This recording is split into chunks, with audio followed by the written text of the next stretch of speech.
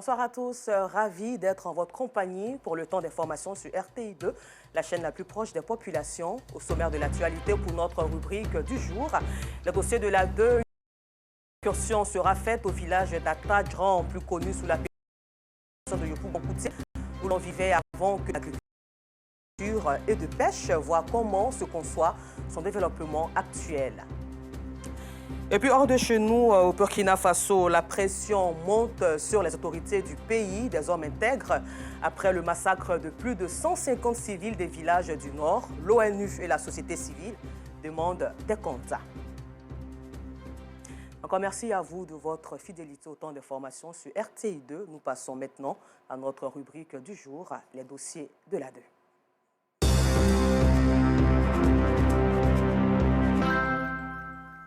Autrefois, le village d'Atandran, plus connu sous l'appellation de Yopougon-Koutié, vivait d'agriculture et de pêche. Aujourd'hui, les plantations ont disparu et la pêche n'existe que de nom. Koutié est entièrement phagocyté par l'urbanisation galopante de la ville d'Abidjan, surtout de la commune de Yopougon.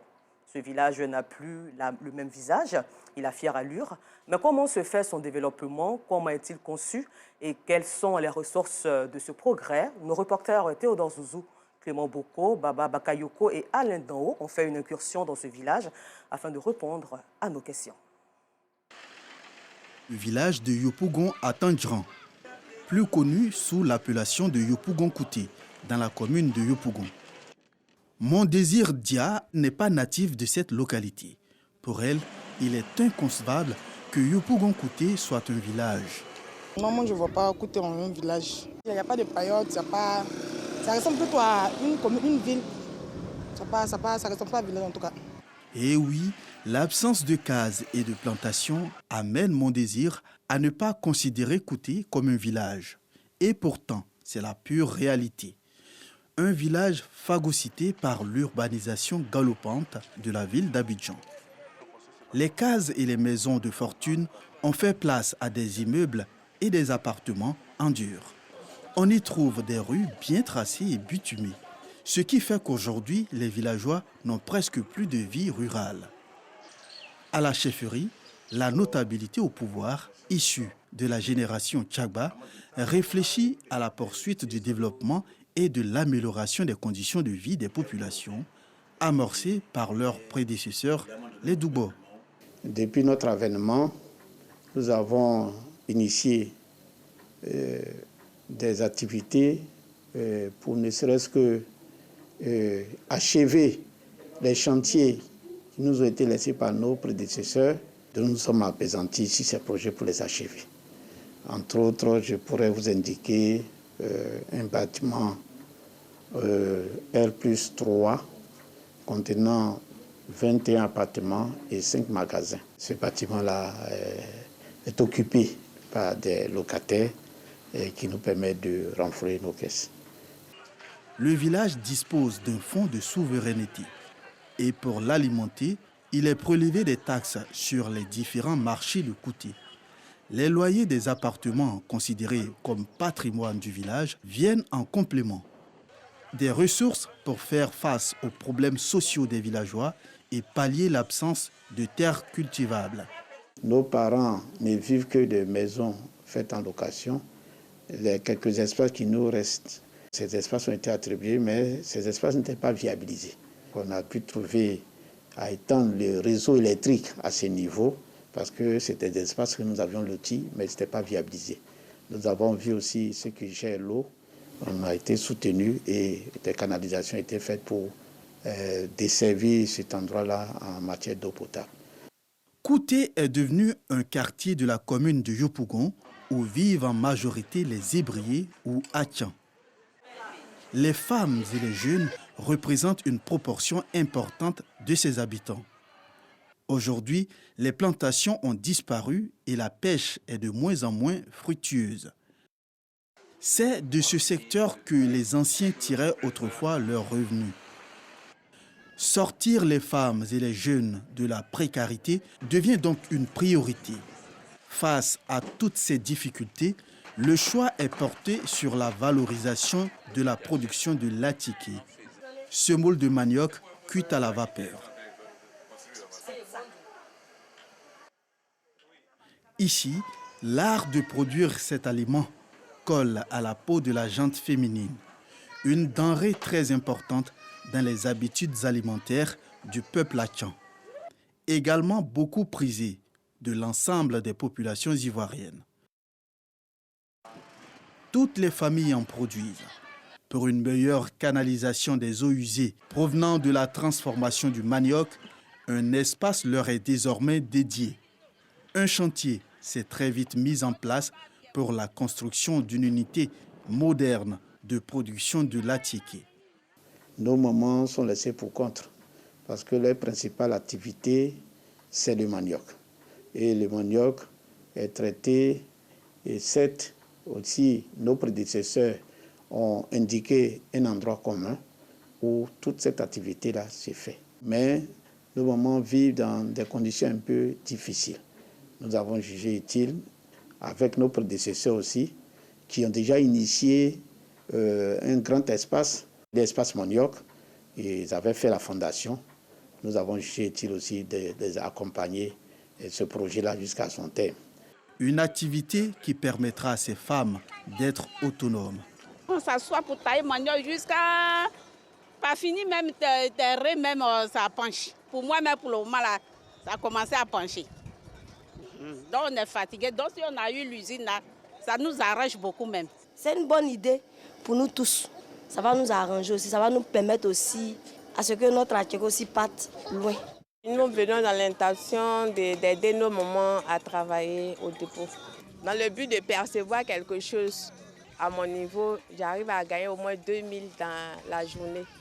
Pendant ce temps, le célèbre marché aux puces du village, qui se tient les mardis et vendredis, n'a plus de site fixe. Une situation qui oblige les commerçants à occuper une partie des 2 fois une voie menant à la CDC. Ils ne savent plus à quel sein se vouer. Là, dedans, là-bas, on n'a pas eu place. C'est ici, là, on nous a vendu. Voici ma carte. Oui. Cette carte-là, quand tu n'en as pas, tu ne peux pas vendre. Mais la carte, ça, là, c'est tous ceux qui ont carte, là, c'est eux qui se placent comme ça. Même dans le marché, mais tout le monde a cette carte-là. Elles sont installées à même la chaussée, qui empêche la circulation normale. On passe, on les sensibilise. Elles ne coupent pas. Donc pour les punir un peu, on prend les bagages, on sera gardé et après on leur redonne. Chose même qui n'est pas normale, puisque la loi dit que quand on prend les bagages, on ne donne plus encore.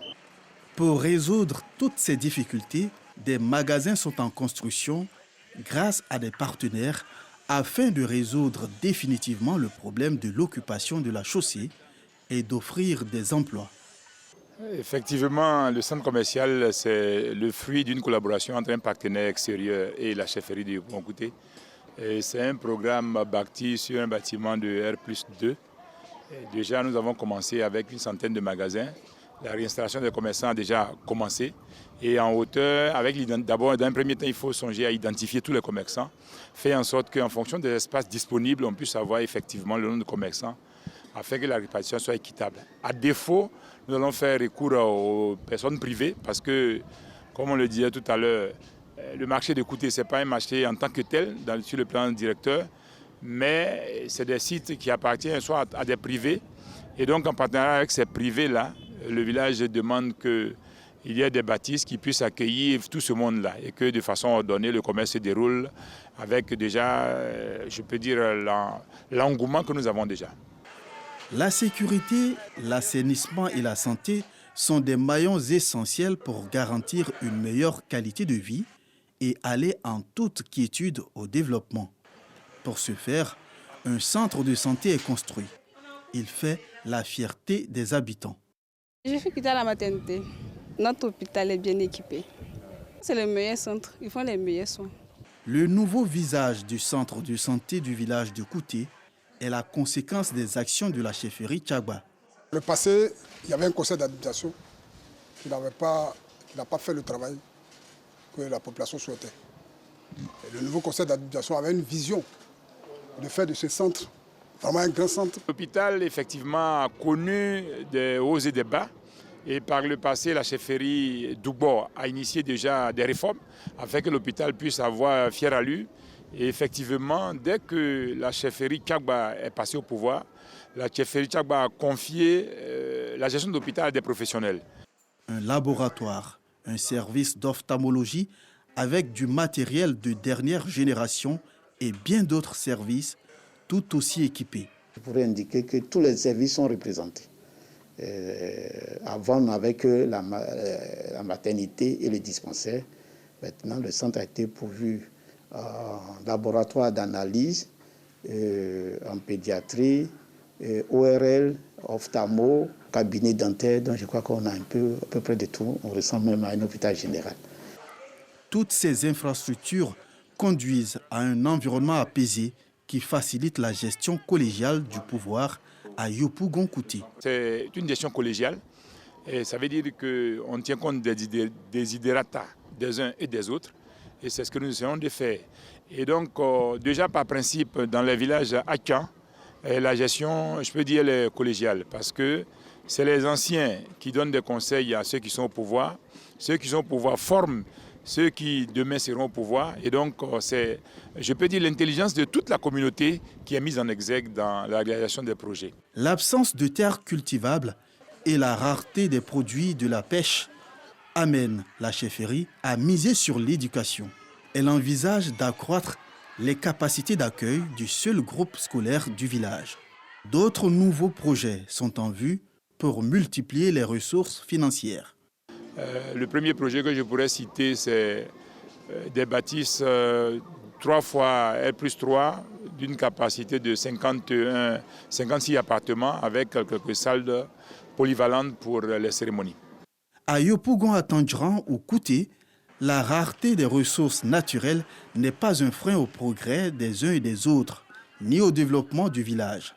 La diversité des intelligences au sein de la génération au pouvoir permet de penser autrement le développement pour le bonheur des populations et le rayonnement de la localité. Ce dossier est à revoir sur RTI Info.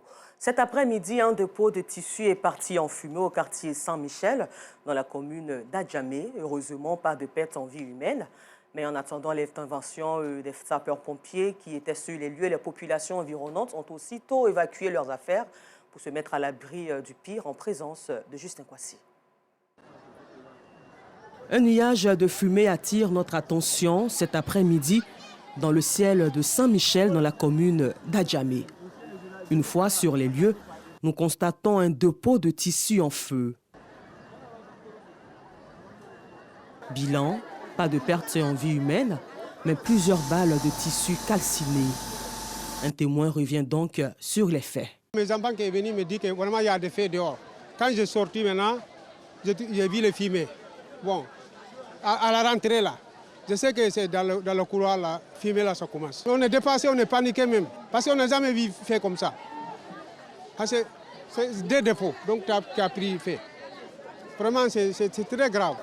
Apeurés, les habitants du secteur évacuent tant bien que mal leurs affaires pour se mettre à l'abri du danger.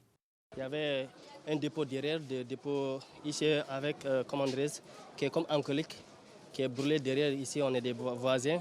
C'est quoi ça, on est venu ici pour aider notre maman et notre papa, pour évacuer les bagages.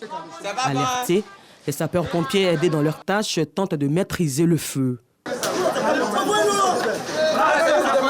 Pour l'heure, tous ignorent l'origine de cet incendie. Et toujours en société, au bord des rives de la lagune Ébrié, on retrouve plusieurs commerces.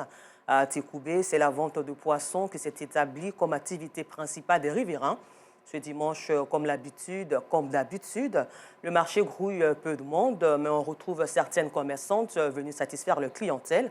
Cependant, à Zito, dans la commune de Yopougon, le bord de la lagune Ébrié est colonisé par des espaces de divertissement. Les commerces au bord de la lagune Ébrié. Un reportage signé Clément Boko.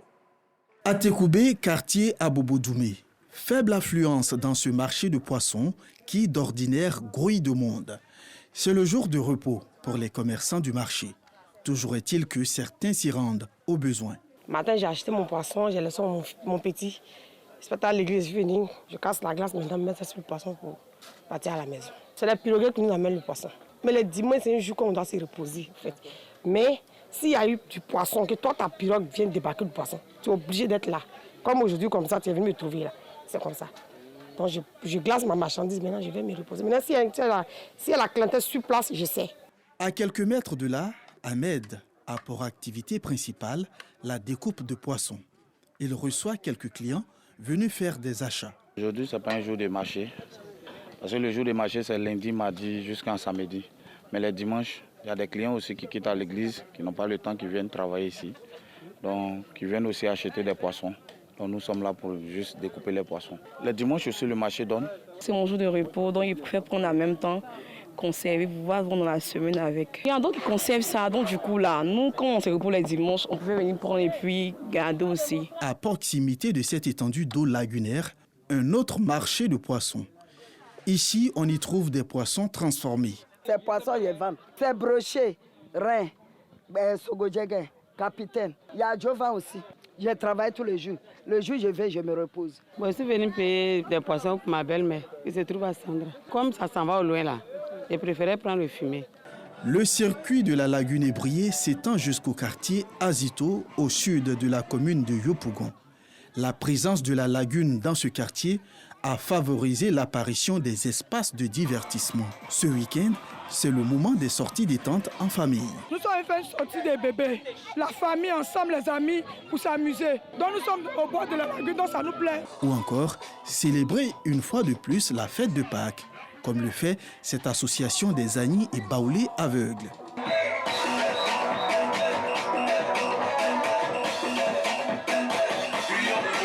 Nous sommes là dans le cadre de la célébration de la Pâques. Parce que vous savez, le 9 avril dernier, chacun de nous est allé au village. Et aujourd'hui, on a décidé de se retrouver entre nous frères pour célébrer la Pâques. On a voulu faire corps à corps avec la nature. Voilà. On n'a pas pu aller en forêt, c'est-à-dire jardin botanique, forêt du Banco. On a voulu se retrouver pour cette année au bord de l'eau, avec le vent, tout ça, profiter un peu de la fraîcheur et se mêler de tout le monde en même temps. Parce qu'il faut se présenter à la population pour que, au-delà de nous, les gens aient un autre regard sur les non-voyants. Les commerces aux abords de la lagune Ébrié sont divers et variés en fonction des communes. Le cadre offert par cette étendue d'eau, éponyme du peuple ébrié, est une réelle opportunité d'affaires pour les Abidjanais. À la page sportive, une semaine après avoir tenu en échec l'US Monastir au match aller 0-0 à Radès, la SEC Mimosa a validé sa qualification en demi-finale de la Coupe de la Confédération grâce à sa victoire 2-0. Les buteurs sont Zouzou Franck et Zouzoua Pacom. Le compte-rendu d'Arsène Kouassi et Sébastien Wounia. La SEC Mimosa sera au rendez-vous des demi-finales de la Coupe de la Confédération africaine de football. Opposé à l'US Monastir dans le cadre des quarts de finale retour, le représentant ivoirien domine la partie, comme au match aller, mais ne parvient pas à trouver la faille, à l'image de la frappe de Zouzoua Pacom. Il faut attendre le temps additionnel de la première partie pour voir la situation se débloquer. Je vois tout là. Allez Zouzou, Zouzou frappe, Zouzou frappe. Une lourde frappe de Zouzou Franck Carlos qui permet aux jaunes et noirs de mener 1-0. En seconde période, la SEC Mimosa repart sur les mêmes bases et se montre réaliste.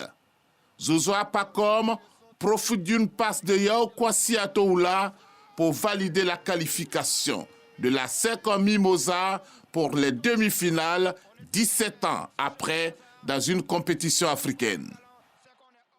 Et pour terminer hors de chez nous, le Bureau des droits de l'homme de l'ONU et la société civile au Burkina Faso ont demandé une reddition des comptes et l'ouverture d'une enquête sur le récent massacre de plus de 150 civils au nord de ce pays par des paramilitaires du groupe des volontaires pour la défense de la patrie.